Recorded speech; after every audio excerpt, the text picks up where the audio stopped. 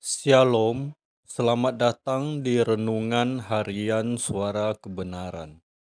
Dalam 2 Korintus 5 ayat yang ke-9 dan ke-10, Paulus menuliskan, "Sebab itu juga kami berusaha, baik kami diam di dalam tubuh ini, maupun kami diam di luarnya, supaya kami berkenan kepadanya. Sebab kita semua harus menghadap tahta pengadilan Kristus, supaya setiap orang memperoleh apa yang patut diterimanya sesuai dengan yang dilakukannya dalam kehidupan ini, baik ataupun jahat." Banyak tulisan Paulus yang lebih bersifat individual, artinya apa yang dia tulis mewakili dirinya sendiri. Tetapi di dalam dua ayat tersebut, Paulus bukan hanya mewakili dirinya sendiri, melainkan juga mewakili orang-orang tertentu yang bisa dipastikan merupakan orang-orang yang dikenal baik oleh Paulus, yaitu tentu saja para sahabat-sahabat atau rekan seperjuangannya, dikatakan kami, bukan saya. Jadi Paulus melihat bukan hanya dirinya sendiri yang bisa berkenan, tapi juga orang-orang di sekitarnya yang berusaha untuk berkenan kepada Allah. Tentu kita yang hidup di zaman yang berbeda, tetapi bagian dari tubuh Kristus juga dapat menjadi bagian dari komunitas orang-orang yang bisa berkenan. Dengan demikian, kita optimis dapat mencapai kehidupan sebagai anak-anak kesukaan Bapa yang hidup berkenan kepada Allah. Kehidupan Rasul Paulus dapat menjadi standar normal kehidupan orang percaya. Keselamatan adalah usaha atau proses dikembalikannya manusia ke rancangan Allah semula. Dalam hal ini, keselamatan adalah suatu hal yang harus diperjuangkan dengan sungguh-sungguh. Kesungguhan memperjuangkan keselamatan tersebut bukan terletak pada pengadaan akses keselamatan. Kita hanya diselamatkan oleh dan melalui Tuhan Yesus Kristus.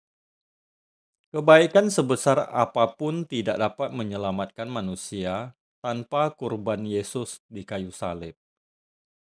Namun, setelah Yesus berkurban, manusia harus memperjuangkan pengembalian dirinya kepada rancangan semula Allah.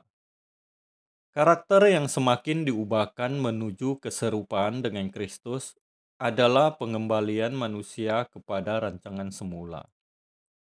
Sebab sosok Yesus adalah sosok dengan karakter ideal yang diingini oleh Allah untuk manusia kenakan sejak di Taman Eden. Namun karena manusia gagal memilih yang benar, karakter manusia yang ideal seperti Yesus belum pernah terwujud sampai pada hadirnya Tuhan di muka bumi sebagai manusia untuk memberi teladan dan menebus dosa manusia. Pemugaran kembali karakter manusia menjadi seperti Yesus merupakan isi dari keselamatan. Keselamatan ditinjau dari sisi manusia adalah sebuah proses yang harus diusahakan dengan serius. Harus ada dua pihak yang aktif, pihak Tuhan, tentu diwakili oleh atau dengan Roh Kudus, dan pihak kita manusia yang merespon penggarapan Tuhan tersebut. Oleh sebab itu, keselamatan adalah momen manusia dikembalikan ke rancangan Allah, di mana rancangan semula itu adalah manusia harus segambar, serupa dengan Allah. Tuhan Yesus mengemukakan dengan kalimat sempurna seperti Bapa. Matius 5 ayat yang ke-48. Paulus mengemukakan dengan kalimat serupa dengan Yesus.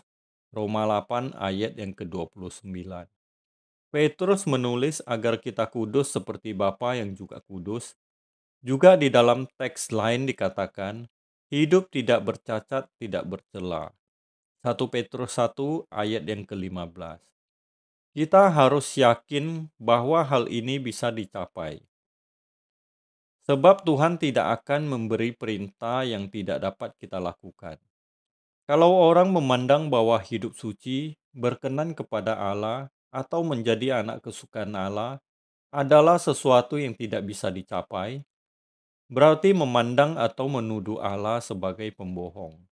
Orang-orang seperti ini akan celaka sekali. Tanda yang nyata dari seseorang yang menjalani proses keselamatan dengan sungguh adalah menghasilkan perubahan yang nyata. Seseorang yang menempuh proses keselamatan pasti mengikuti jejak hidup Tuhan selama ia hidup di muka bumi ini yang tertuang dalam Injil. Dengan demikian, dari hari ke hari ada perubahan yang nyata yang terlihat dalam perkataan, cara mengambil keputusan, berhubungan dengan orang lain, mengendalikan emosi, dan sebagainya.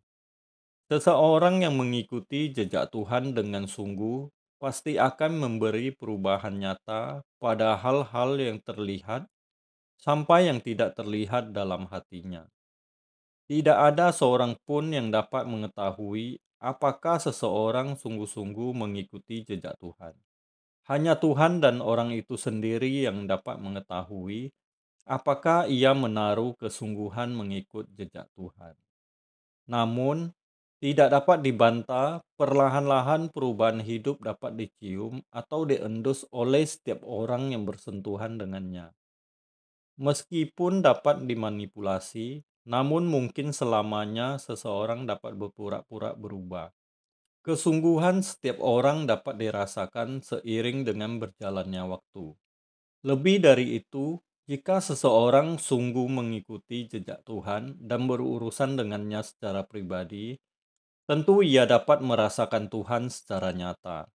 Ia dapat mengetahui bagaimana penilaian Tuhan terhadap dirinya. Dengan kata lain, ia dapat memastikan keselamatan secara pribadi. Keselamatan pada akhirnya bukan hanya diyakini, melainkan dialami olehnya. Semua ini dapat terjadi ketika kita sungguh-sungguh mengarahkan kehendak kita untuk mengikuti jejak Tuhan. Amin. Tuhan Yesus Kristus memberkati.